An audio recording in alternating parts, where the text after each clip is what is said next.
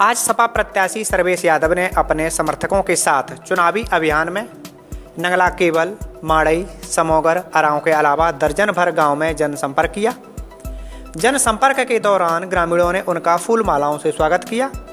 उनके साथ चल रहे एक सपा समर्थक और जिला प्रवक्ता प्रेम यादव ने कहा कि भाजपा प्रत्याशी जो सपा समर्थकों को धमकी दे रहे हैं वह उनके लिए अच्छा नहीं होगा।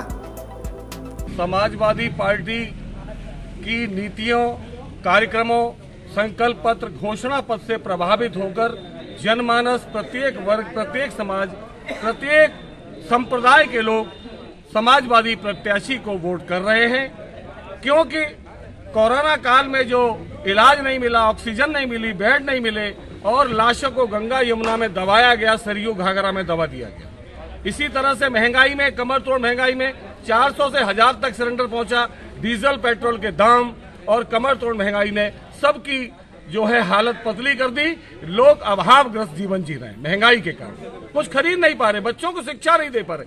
ये सरकार न शिक्षा दे पाई, ये सरकार न रोजगार दे पाई। रोजगार के नाम पर मांगने वालों को, बेरोजगारों को लाठियां मिली। किसान आंदोलन में अपनी बात रखने गए तो उनको लाठियां मिली। पूस में पानी से उनको बौछार की गई और 13 महीने तक उनका तिरस्कार, अपमान। ये भाजपा के लोग खालिस्तानी, पाकिस्तानी, मवाली इत्यादि उपाधियों से अलंकृत कर रहे थे किसानों को। किसानों को न खाद मिली जब बुवाई हुई गेहूं की, आलू की, किसानों को इतना उत्पीड़न हुआ, न एमएसपी मिली। अखिलेश जी ने कहा हम एमएसपी भी देंगे, जो शहीद हुए हैं किसान उनको 25-25 लाख रुपए देंगे और हम प्रत्येक किसान को ब्याज मुक्त लोन देंगे और गन्ना revolving fund, farmers revolving fund बनाएंगे, जो किसान के सम्मान की योजना है।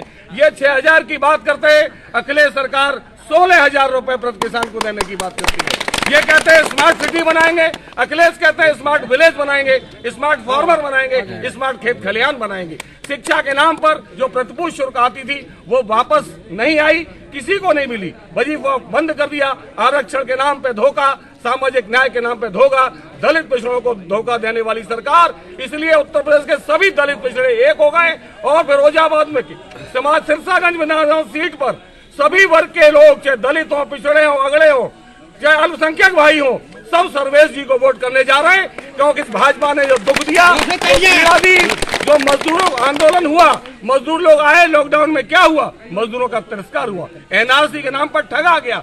जितने भी इनके भाजपा के कार्यक्रम में, क्या 15 लाख आए? क्या किसी को खाद मिली? क्या किसी को किसान का उत्थान हुआ? किसान की आय दूनी हुई? ये सब भाजपा की लॉलीपॉप योजनाएं थी और उनका ये झूठे वादे थे। फिरका परस्त ताकतों को नेस्तनाबूद करना है और जो भाजपा के प्रत्याशी धमकी न दे, धमकी से काम चलने वाला नहीं है और धमकी देने वाले, गाली वाले राजनीति में पीछे हो जाते हैं, जनता उन्हें नकार देती है। सर्वेश यादव की जीत कम से कम 51,000 से होने जा रही है। सभी विधानसभा काम चलने वाला नहीं है। डराइए मत प्रधानों को, पूर्व प्रधानों को, इससे आपको कोई फायदा नहीं होगा। हाँ, हमें फायदा होगा। समाजवादी पार्टी का वोट प्रतिदिन बढ़ रहा है और वो जमानत जब्त की ओर भाजपा के प्रत्याशी बढ़ रहे हैं। आप सभी से मेरी अपील है, अराव के सभी सम्मानित साथियों से, आप सभी लोग सर्वेश जी से जुड़िए, सपा के साथ आइए, समर्थन सहयोग करिए। ये इंतजार कर रहे हैं जन जन की पुकार, अखिलेश सरकार। हालांकि कुछ यादव समुदाय के लोग हरिओम यादव की पुरानी टिप्पणी को लेकर भी नाराज हैं। उनका कहना है कि जब वह सपा में थे तब वह पूर्व मंत्री ठाकुर जयवीर सिंह को भला बुरा कहते थे, आज वही अच्छे लगने लगे, आखिर क्यों? हरिओम यादव ने एक दिन कहा था कि जो यादव जयवीरा का संगी है वह यादव नहीं। अब ऐसे में यादव जयवीरा के संगी को वोट क्यों देगा? मैं बताना चाहूंगा उस संबंध में भी कि 2 यादव प्रत्याशी हैं, वो भी 2 बार यहाँ सभा से ही प्रत्याशी हुए हैं। ये यादव बाहुल सीट है।